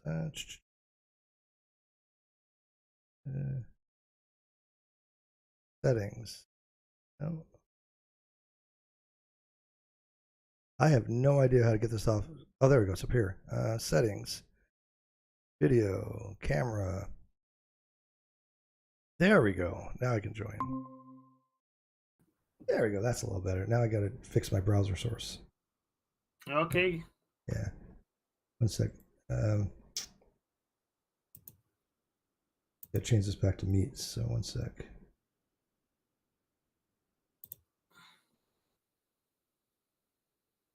There we go. Awesome. Fixed. Now you can see me, so it's a little bit easier. So what were you saying about the flat earther? Yeah. So the models, right?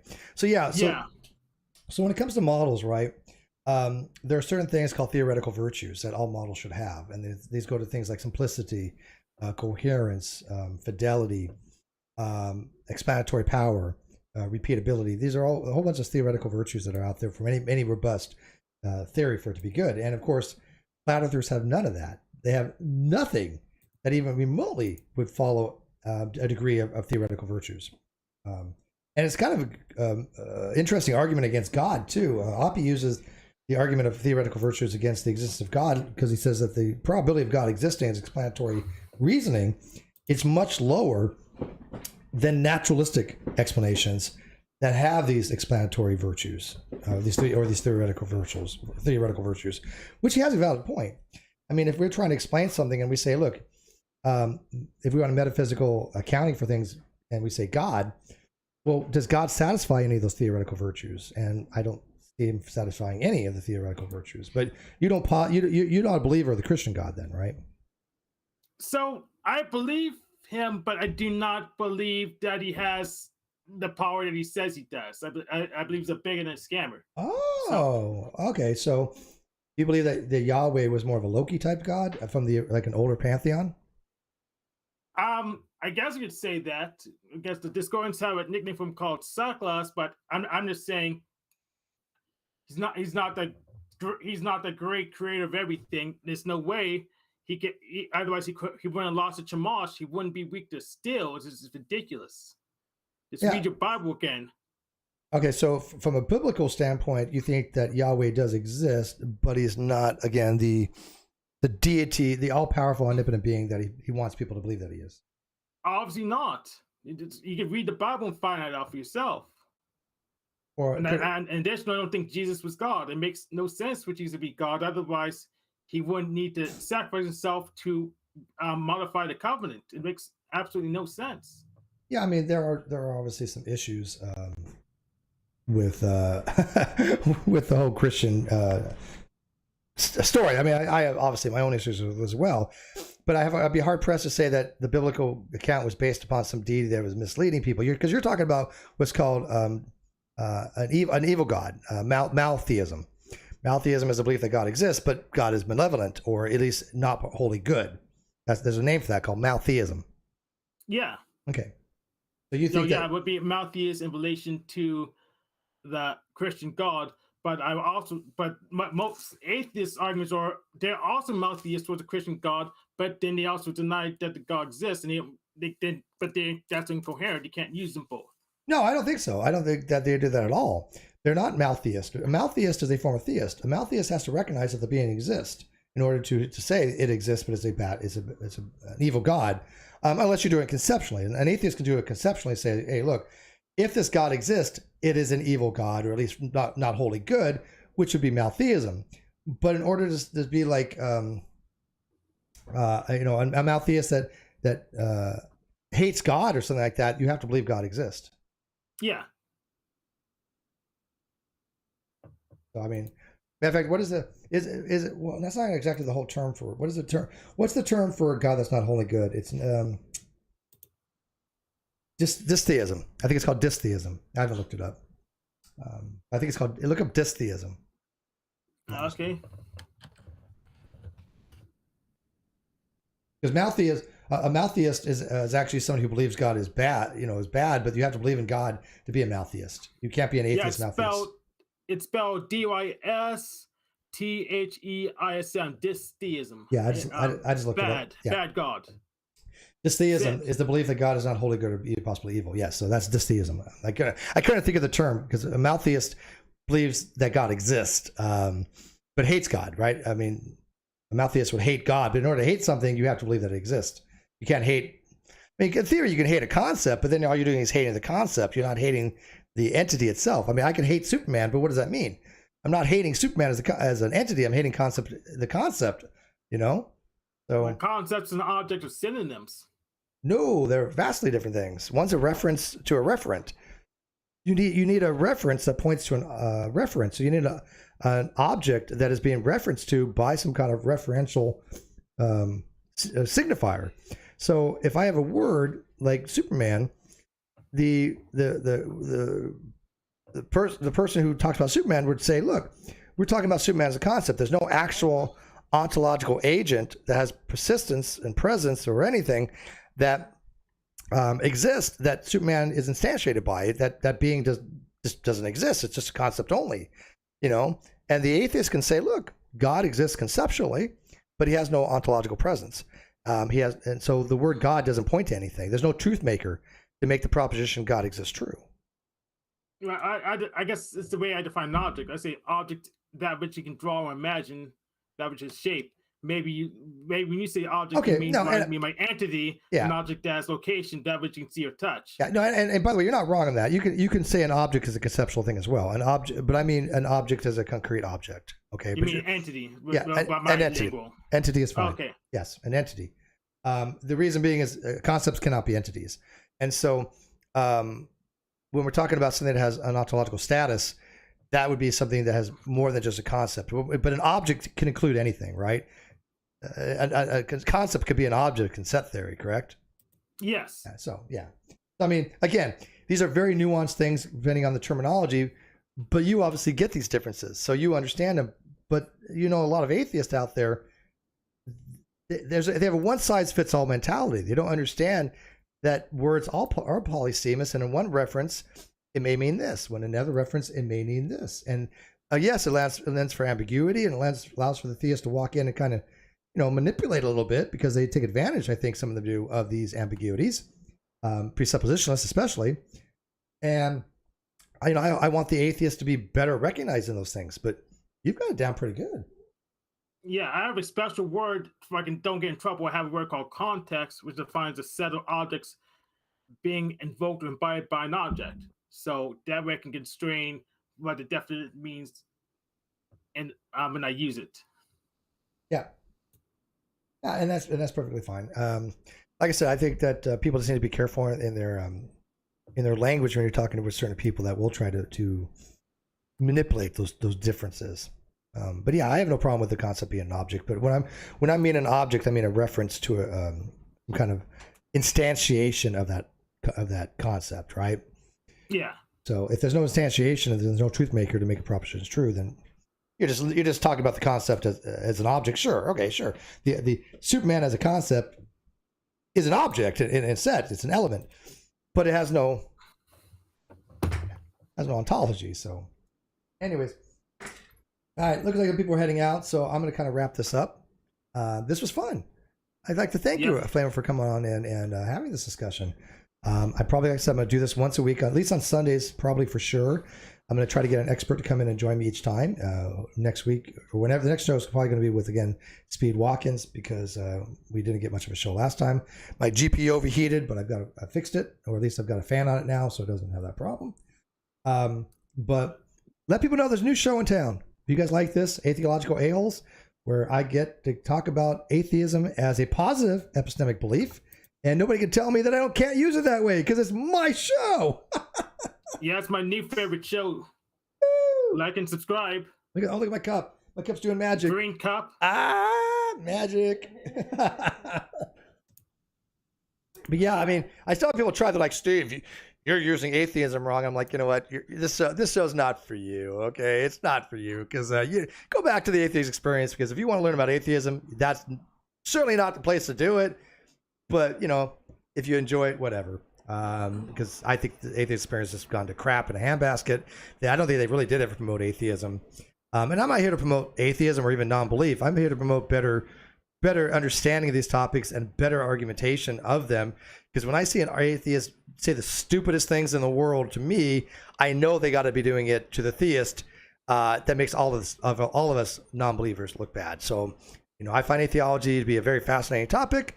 I'm not necessarily promoting it, but I'm sure going to be discussing it. Sound good? Yes. Awesome, guys. And with that, I'm going to end this hangout and bid you guys adieu. Good night.